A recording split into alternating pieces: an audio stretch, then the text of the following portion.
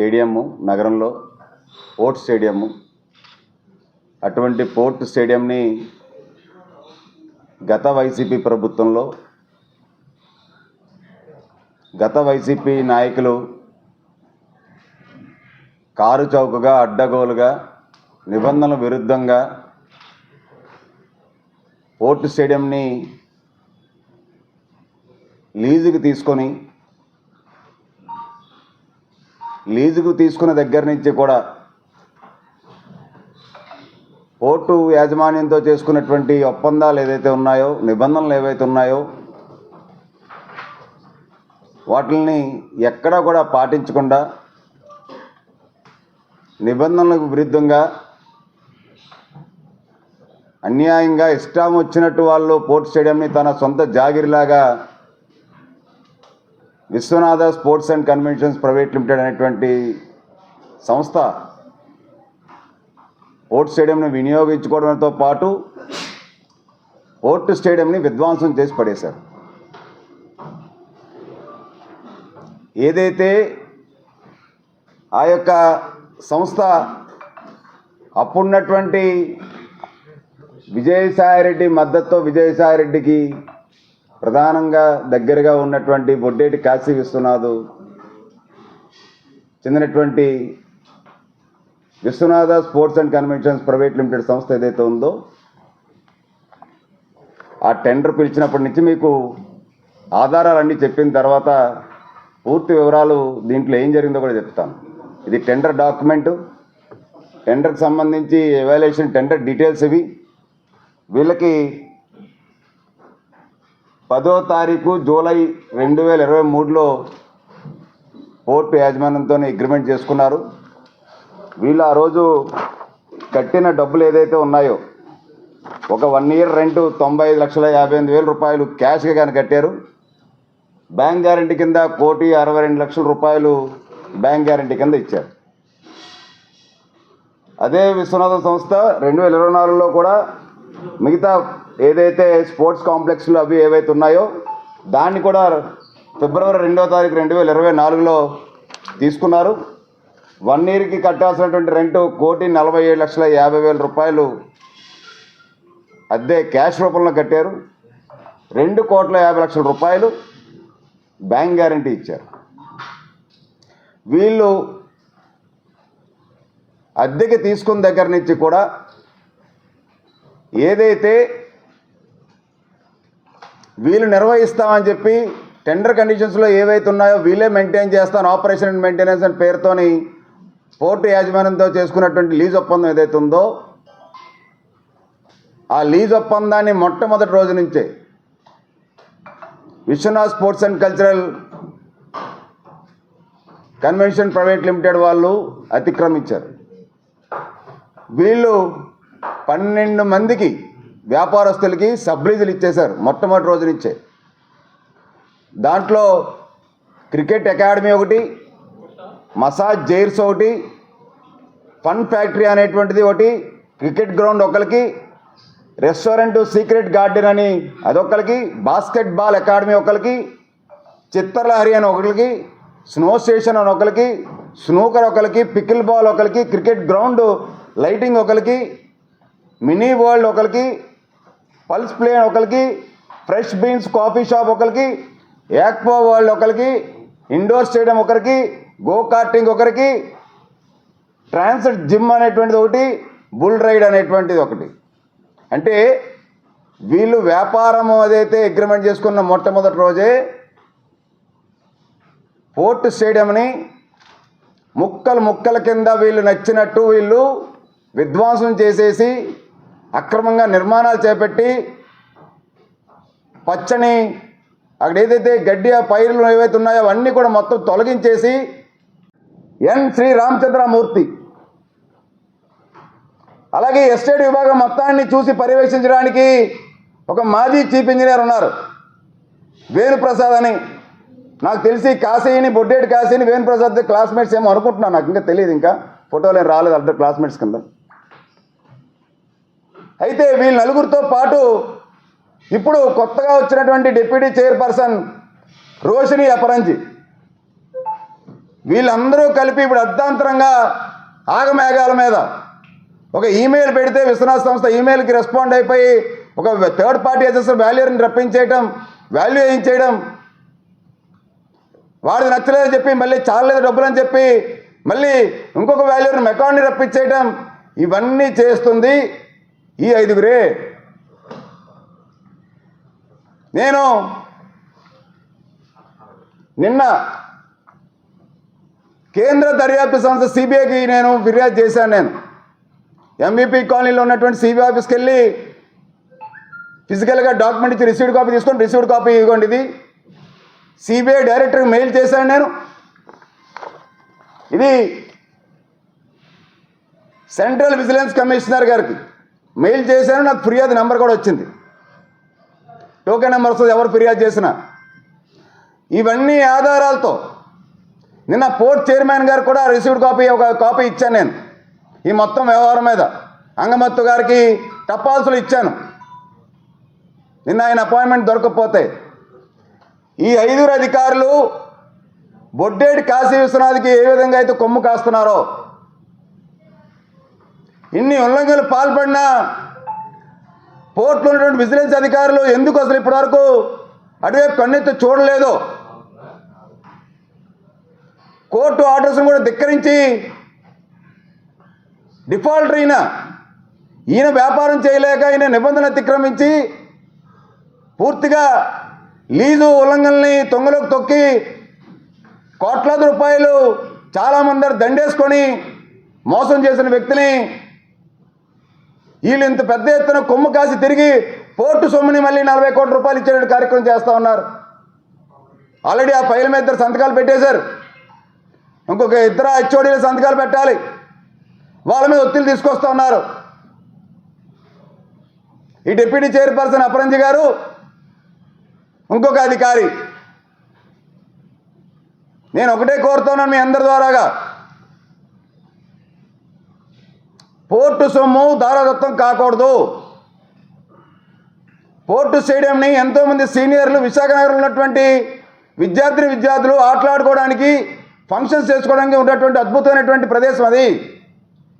దాన్ని వీళ్ళు పూర్తిగా విధ్వంసం చేసి పడేశారు. తిరిగి మళ్ళీ సబ్ లీజుదారులకి కొత్తగా లీజులు ఇచ్చే ప్రక్రియ మీరు చేపట్టద్దు దయచేసి. రాష్ట్రంగా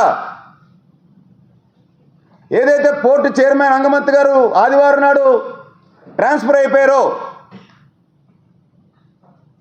ఆయన ఉంటుండగా ఇప్పుడు రిలీవ్ అయిపోయే లోపల ఈ 40 కోట్ల రూపాయల వ్యవహారం, నష్టపరిహారం వ్యవహారమై ఎటువంటి నిర్ణయం తీసుకోకూడదని చెప్పి నేను డిమాండ్ చేస్తూ ఉన్నాను. నేను ఎందుకంటే సిబిఐ విచారణ జరపాలని, ఈ మొత్తం వ్యవహారం మీద సెంట్రల్ విజిలెన్స్ కమిషన్ విచారణ జరిపించాలని, అవన్నీ తేలేంత వరకు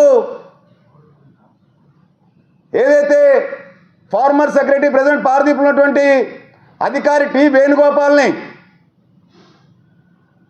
డిప్యూటీ చైర్పర్సన్ రోషిని అపరంజిని, అలాగే సిఎంఈగా ఉన్నటువంటి సిహెచ్ రామ్ ప్రసాద్ని,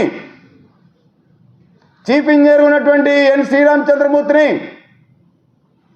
ఎవరైతే రిటైర్డ్ ఇంజనీర్ అక్కడ వేణుప్రసాద్ ఉన్నారో ఆయన్ని, వీళ్ళందరినీ కూడా ఉద్యోగాల నుంచి పక్కన పెట్టండి విచారణ జరిగేంత వరకు. వీళ్ళు అవినీతి అధికారులు, పోర్టు ఆస్తుల్ని పోర్టు సొమ్ముని కొల్లగొడుతున్నారు వీళ్ళు. అందుకే కేంద్ర దర్యాప్తు సంస్థ దర్యాప్తు చేసేంత వరకు, దర్యాప్తులో నిజానిజాలు తేలేంత వరకు, అక్కడ అమాయకుడు ఏప్రిల్ నెలలో గత ఏడాది ఒక 7 ఏళ్ల బాలుడు చనిపోయాడు. చనిపోయినప్పుడు కూడా ఈ సంస్థపై క్రిమినల్ చర్యలు తీసుకోలేదు, స్విమ్మింగ్ పూల్లో పడిపోయి లేరు. అలాంటిది ఇంత జరిగినా కానీ ఈ యొక్క విశ్వనాథ్ సంస్థ వల్ల నష్టం జరిగింది పోర్టుకి. పచ్చదనాన్ని పూర్తిగా వీళ్ళు విధ్వంసం చేసి పడేశారు, తొలగించేశారు. అక్కడ నిర్మాణాలు చేపట్టేశారు, ఉన్న నిర్మాణాలను తొలగించేశారు. పోర్టు స్టేడియం రూపురేఖలనే వీళ్ళు విధ్వంసంతో మార్చేశారు విశ్వనాథ్ సంస్థ. వాళ్ళ దగ్గర నుంచి నష్టపరిహారం రాబట్టాలి విశాఖ పోర్ట్ అథారిటీ. అవినీతిపరుడికి, నిబంధనలు అతిక్రమించిన వాడికి వ్యాపారం చేయలేని చెప్పి హ్యాండ్ ఓవర్ చేసేసినటువంటి వ్యక్తికి రూపాయి అద్దె చెల్లించకుండా, రూపాయి కరెంటు బిల్లు చెల్లించకుండా సబ్లీజులకు ఇచ్చేసి ₹1,00,00,000 దోచుకున్న వాడికి నష్టపరిహారం ఇస్తారండి? ఎక్కడైనా ఉందండి చరిత్రలో? కాబట్టి నేను కేంద్ర దర్యాప్తు సంస్థ దర్యాప్తు చేసేంత వరకు, సెంట్రల్ విజిలెన్స్ కమిషన్ వాళ్ళు దర్యాప్తు చేసేంత వరకు ఈ పోర్ట్ అధికారులు ఎవరైతే ఉన్నారో వీళ్ళపైన Vishwanath sports and conventions, Vishwanath avenues చెందినటువంటి బొడ్డేటి కాశీ విశ్వనాథ్, బొడ్డేటి నరేంద్ర కుమార్ల పైన పూర్తి స్థాయి విచారణ జరిగేంత వరకు కూడా పోర్టు స్టేడియంని ఎవరికి ఇవ్వడానికి వీలు లేదు. లీజులకి రూపంలో ఎటువంటి నష్టపరిహారం చెల్లించాల్సిన పని లేదు. చట్టపరమైనటువంటి చర్యలు తీసుకోవాలి. వీళ్ళు పోర్టు ఆస్తుల్ని, పోర్టు యొక్క ధనాన్ని పరిరక్షించాలి అధికారులు. నేను ఆధారాలతో చెప్తా ఉన్నాను. నాకు తెలిసి సమాచారం ఇవన్నీ అఫీషియల్ డాక్యుమెంట్స్. ఇవన్నీ మీరు చూడండి. గత నెల 15 రోజుల నుంచి కూడా పోర్టు అడ్మినిస్ట్రేటివ్ బిల్డింగ్లో 3వ ఫ్లోర్లో ఈ బొడ్డేటి నరేంద్ర కుమార్ అనేటువంటి వ్యక్తి సిఎంఈ ఛాంబర్, సిహెచ్ రాంప్రసాద్ అనే ఛాంబర్లోనే నెల 15 రోజుల నుంచి కూర్చొని ఆ 4 గోడల మధ్యనే అంచనాలు తయారు చేసి ఈ మొత్తం కార్యక్రమాన్ని రూపొందిస్తూ ఉన్నారు. సిబిఐ అధికారులు వీడియో ఫుటేజ్, సీసీ ఫుటేజ్ తీయమనండి. ఎవరెవరు వస్తున్నారు, ఎవరెవరు వెళ్తున్నారు, మినిట్ టు మినిట్ సీసీ ఫుటేజ్లో ఉంటుంది కదా. కోర్టు ఆదేశాలు లేవు. ఎక్కడ కూడా వీళ్ళు నష్టపరిహారం, వీళ్ళు నష్టపోయామనంటే వీళ్ళు సక్రమంగా వ్యాపారం చేసి నిబంధనలకు అనుగుణంగా కనుక ఉంటే, సకాలంలో లీజులు చెల్లిస్తే, పోర్టు యాజమాన్యం కనుక వీళ్ళ మీద అక్కస్తో కనుక ఖాళీ చేయిస్తే అప్పుడు ఆర్బిట్రేషన్ అన్నదో, నష్టపరిహారం ఇవ్వాల్సి ఉన్నదో ఉత్పన్నం అవుతాయి. ఇక్కడంతా పూర్తిగా రివర్స్. ఇక్కడ అంటే ఏ ప్రభుత్వం ఉంటే ప్రభుత్వం అధికారంలో ఉండేటప్పుడు వాళ్ళ దగ్గరికి చేరడం, ఈ పనులన్నీ చక్కబెట్టుకోవడం, అధికారులందరినీ కూడా వీళ్ళకు ఉన్నటువంటి అన్ని కళలు వాళ్ళకి మొత్తం కూడా ఏమార్చి వాళ్ళ బొట్లో వేసుకోవడం, ₹1,00,00,000 పోర్టు ధనాన్ని ఇవాళ కొట్టేయడానికి ఎవరు రంగం సిద్ధం అయిపోయింది. మీరు ఆశ్చర్యపోతారు. దీంట్లో ఈ అంచనా పెంచి ఈ వచ్చే 40 కోట్ల దీంట్లో ఒక అధికారికే 15% అండి. ఇప్పుడు నేను చెప్పిన 5 పేర్లలో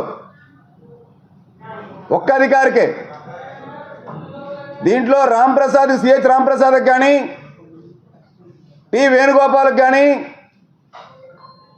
అక్కడ పోర్ట్ స్టేడియం ఉన్నటువంటి రెస్టారెంట్లోని మిగతా వాటిల్లో వ్యాపార భాగస్వాములు అంటే వీళ్ళు స్లీపింగ్ పార్ట్నర్స్, వీళ్ళు ఇన్వెస్ట్మెంట్ పెట్టి పార్ట్నర్ కాదు.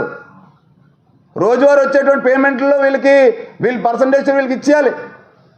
ఇంత పెద్ద ఎత్తున అవినీతి ఊపులో కూరుకుపోయినటువంటి పోర్టు అధికారులు ఎవరైతే ఉన్నారో వీళ్ళందరినీ కూడా ఉద్యోగుల నుంచి పక్కన పెట్టాలి. పూర్తిగా అది దర్యాప్తు చేయాలి. సిబిఐ విచారణ జరిపించి ఈ యొక్క విశ్వనాథ్ సంస్థ పైన శాఖాపరమైన చర్యలు తీసుకొని ఎంతైతే వీళ్ళు నష్టపరిహారం చెల్లించాలని చెప్పి విశ్వనాథ్ సంస్థకి విధిస్తారో దర్యాప్తు సంస్థలు, వీళ్ళకి సహకరించినటువంటి అధికారులు లీజ్ ఇచ్చిన దగ్గర నుంచి, లీజ్ నిర్వహణ దగ్గర నుంచి లీజ్ క్యాన్సిల్ చేసి ఇవాటి వరకు కూడా తిరిగి డబ్బులు నష్టపరిహారం రూపంలో ఇవ్వడానికి ప్రయత్నం చేస్తున్న అధికారుల పైన, అందరిపైన చర్యలు తీసుకోవాలని చెప్పి కూడా డిమాండ్ చేస్తూ ఉన్నాం. ఇగో ఫన్ బిల్లే కార్నవెల్ కంపెనీ అని ఎప్పుడు పెట్టారు లెటరీలు? 23/3/2026 మార్చి 23 పెట్టారు. విశ్వనాథ్ సంస్థ మమ్మల్ని పెట్టుబడి పెట్టమంటే పెట్టుబడి పెట్టి మేము ఇరుక్కుపోయాము, మేము ఇక్కడ మావన్నీ కూడా సామాగ్రి ఉన్నాయి, వేసవి సెలవులు ఉన్నాయి, ప్రజలకి ఇక్కడ సేద తీర్చుకోవడం కోసం, ఆహ్లాద కోసం మాకు 4 నెలల పాటు ఆపరేషన్ మెయింటెనెన్స్ కోసం మాకే డైరెక్ట్గా అగ్రిమెంట్ ఇచ్చేయండి అని చెప్పి కోర్టుకు రాసినటువంటి లెటర్ అండి ఇది. విశ్వనాథ్ సంస్థ అధికారులు కలిపి సబ్లీజ్ హోల్డర్స్తోని కొమ్మక్కయ్యి లెటర్ రాయించుకున్న ఒక లెటర్ అండి చైర్పర్సన్ గారికి రాసింది ఫన్ విల్లే కంపెనీ యొక్క మేనేజింగ్ పార్ట్నర్ వి రాకేష్ వర్మ అండి. ఈయన ఇంకొక లెటర్ అండి ఇది. ఏదైతే వీళ్ళు fun zone and water park అని ఉందంటండి, వీళ్ళు చాలా విచిత్రంగా లెటర్ రాశారండి పోర్టు చైర్మన్ గారికి. మేము 6,51,50,000 రూపాయలు విశ్వనాథ్ సంస్థని నమ్మి మేము పెట్టుబడి పెట్టాము. మా డబ్బులు మాకు వచ్చిన 21,60,000 రూపాయలు మొత్తం అంత కలిపి 6,83,10,000 రూపాయలు మా ఇరుక్కుపోయినాయి. విశ్వనాథ్ సంస్థ కనుక మీరు ఆ డబ్బులు ఇచ్చేస్తే వాళ్ళు మాకు ఎవరు వాళ్ళు దోచేస్తారు, వాళ్ళు డబ్బులు ఇవ్వకండి, మాకు డైరెక్ట్గా మీరు లీజ్ అగ్రిమెంట్ ఇచ్చేయండి, మేము పావుల వాటా మీకు వచ్చే లాభాలు ఇస్తాము, మేము థర్డ్ పార్టీ ఇన్వెస్టర్లమి అని చెప్పి వీళ్ళు విశ్వనాథ్ సంస్థ డబ్బులు ఇవ్వద్దని చెప్పి పేరుకి ఎంత ఇదంతా డ్రామా ఇదంతా. వీళ్ళకి ఇప్పుడు ఇద్దరికి లీజ్ అగ్రిమెంట్లు ఇచ్చేయడానికి పోర్ట్ అధికారులు విశ్వనాథ్ సంస్థతో కుమ్మక్కయ్యి విశ్వనాథ్ సంస్థ బినామీలైనటువంటి ఈ యొక్క సబ్ లీజ్ హోల్డర్స్కి డైరెక్ట్గా ఎటువంటి టెండర్ నోటిఫికేషన్ లేకుండా, పబ్లిక్ ఆక్షన్ లేకుండా కామ్గా ఇచ్చేసేటువంటి ప్రక్రియ వీళ్ళు చేపడుతున్నారండి. దీని అంతటికీ కూడా ఈ కుట్ర మొత్తానికి విశాఖ పోర్టు సంపదను మొత్తం దోచుకోవడానికి సహకరిస్తుంది పోర్ట్ అధికారులు. నేను పేర్లతో సైతం ఇవాళ చెప్తున్నాను, కీలకమైన అధికారుల పేర్లు. వీళ్ళతో పాటు ఇంకా కింద స్థాయి అధికారులు కూడా ఉంటారు. ఇవన్నీ నేను పేర్లతో నా కంప్లైంట్లో మెన్షన్ చేశాను. నేను ఇప్పుడు చెప్తున్న పేర్లన్నీ. ఈ యొక్క ఎవరైతే ఈ విశ్వనాథ్ సంస్థకి మొత్తం ఈ టెండర్ రావడానికి కానీ, ఈ టెండర్ వచ్చిన తర్వాత ఈ పనులన్నీ చేపట్టడానికి కానీ, తిరిగి వాళ్ళు నష్టపరిహారం చెల్లించేటువంటి కార్యక్రమానికి కానీ, సబ్ లీజ్ హోల్డర్స్కి మళ్ళీ లీజ్ ఇప్పించేటువంటి కార్యక్రమం చేయడానికి కానీ, దీని అంతటికీ కూడా 5 కీలకమైన వ్యక్తులు ఉన్నారు. పోర్టు సొమ్ము, పోర్టు జీతాలు తీసుకొని విశ్వనాథ్ సొమ్ముకి కొమ్ము కాస్తూ వీళ్ళు దోచుకొని విశ్వనాథ్ సంస్థ దోచిపెడుతున్నది